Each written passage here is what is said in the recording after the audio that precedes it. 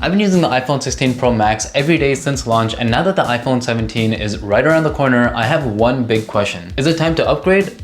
Or is this still one of the best phones to keep for another year or two? In this video, I'm breaking down my experience with the iPhone 16 Pro Max, all the features I actually used on a day-to-day basis, and all the ones that I didn't really touch for one reason or another, to help you figure out whether it's still worth it to keep the phone or to upgrade to the new iPhone 17 that's coming out right around the corner. Hey everyone, welcome back to the channel, and if you're new here, I make tech videos that focus on real-world experiences like using the iPhone 16 Pro Max every single day since release. Now with the iPhone 17 right around the corner, I want to break down my experience with living with the iPhone 16 Pro Max every day for almost a year. So that's what this video is all about. I'm going to walk you through the features that I actually use every single day with the iPhone 16 Pro Max, the ones that I don't really use, and more importantly, whether you should upgrade your iPhone 16 or any iPhone that you have and start thinking about that upgrade to the 17. So let's get into it. So I'm gonna start with the camera on this guy, and this setup here is kind of my workhorse. It is a triple lens setup with a 48 megapixel main camera, a 48 megapixel ultra wide camera, and a 12 megapixel 5x telephoto zoom. I mainly shoot videos on this guy, and I shoot in 4K. And sometimes it's at 24 FPS and other times it's all the way up to 120 FPS. And this phone handles all of it, no problem. But when I do want to shoot photos, I mainly shoot in HEIF, which stands for High Efficiency Image Format, I think. Correct me in the comments down below if that's wrong. But yeah, I mainly shoot in HEIF, not RAW, because I find that I'm happy with the JPEG results that the iPhone produces. I mainly care about the clarity that you get from the 48 megapixel sensors, and you can get that with RAW or JPEG. And so I just choose to shoot in JPEG. And also it saves a lot more storage. And the 5x telephoto lens is kind of underrated. I think most of us just either zoom with our feet or just zoom in on existing photos that we have, which kind of defeats the purpose because like it hinders the quality a little bit. But this 5x lens on the iPhone 16 Pro Max is really quite incredible. It's perfect for moody shots, buildings in like those city sort of landscapes, and like events like concerts or something like that where you don't really have the flexibility of going forward. So you just tap on the 5x lens and you can get a zoomed in shot that's really nice. As for the new feature on the iPhone 16's camera control.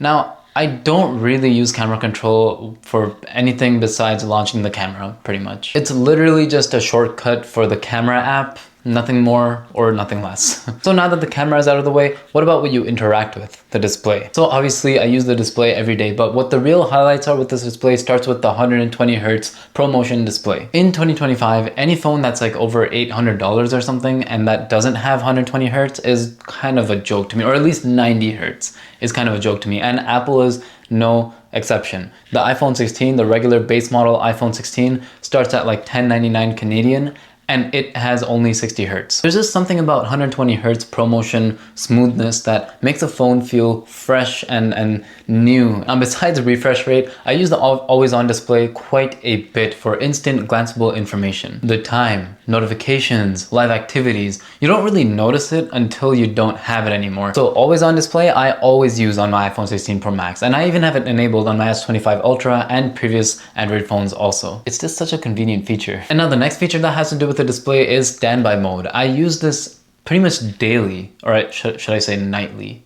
I don't know, I use it when I sleep. It's my digital alarm clock, my weather check, and my timekeeper, or just looking at the time whenever I want during the middle of the night or something like that without lighting up the whole room. And if you don't know how to enable it, it's pretty easy. You just go into settings, scroll down until you find standby, or just search standby and enable it. So in order to make standby mode work, you actually do have to have the phone charging. And speaking of charging, I do charge my phone overnight. So I do have a wireless charger that I use from Anchor, which I'll link down below. And that's basically charging your phone at 25 watts. Now handoff and continuity, I still use kind of every day. I would copy and paste from my iPhone to my Mac, or from my Mac to my iPhone, or from my iPad to my iPhone, whatever it is, it's super handy. And a really underrated feature that I use all the time is continuity camera using this little nifty device, which I'll also link below. I can just attach it via MagSafe just like that, and it's good to go. It's pretty much just one and done. It'll give you a prompt to use the iPhone, and it automatically connects wirelessly to your Mac. And again, I'll link this little guy below. Now for the features that I don't really use frequently,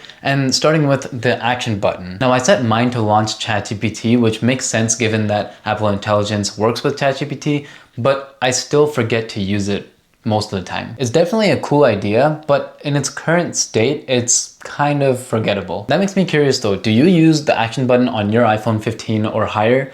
Like, let me know what your setup is and what you have it mapped to in the comments down below. And as I mentioned earlier, camera control is one of those other features that I just barely use. It's literally meant to open the camera like that, and that's pretty much it. Nothing more, nothing less. It is unfortunate, and I do wish it could do more. It had more sort of like an ambitious idea behind it, but that's kind of all I use it for right now. And I also use the new passwords app on iOS 18 a little bit less than I would like to, but man, the calculator app is insane. I have a scientific calculator, you can do math notes, you can do conversions and stuff like that. And it's really cool. But what I find the most convenient part of this calculator update is the fact that you can basically type equations in a message field and tap equals, and boom. It's super helpful for when you're breaking down costs with like friends or family or something like that. And now the features that I rarely or never use, starting with, I'm sure you saw this coming from like a mile away, Apple Intelligence. Listen, I wanted to love it. I gave it multiple chances. I tried to use it in multiple scenarios and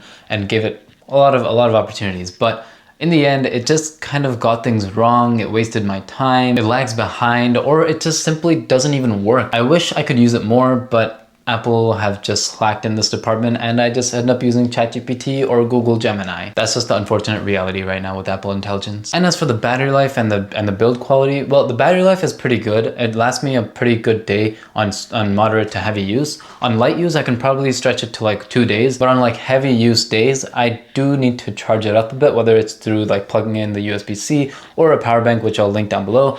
I do need to power up for like in the middle of the day on heavy days. And as for build quality, I do use a case and a screen protector. So the case that I'm using is this Banks like Armor Light case that I'll link down below, and this Banks MagSafe pop clip. I made a dedicated video about it basically in my last video. And so I use this as my case, and I use an ESR screen protector, and it's a super easy installation process. I made like a short showing how to do it not too long ago. You can probably check it out after you watch this video. So I use the Banks case to protect the outer side of the phone, and I use the ESR screen protector to protect the screen. And thanks to all of that, it's been in mint condition since the day I got it. No dents, no scratches, no like chips or anything like that.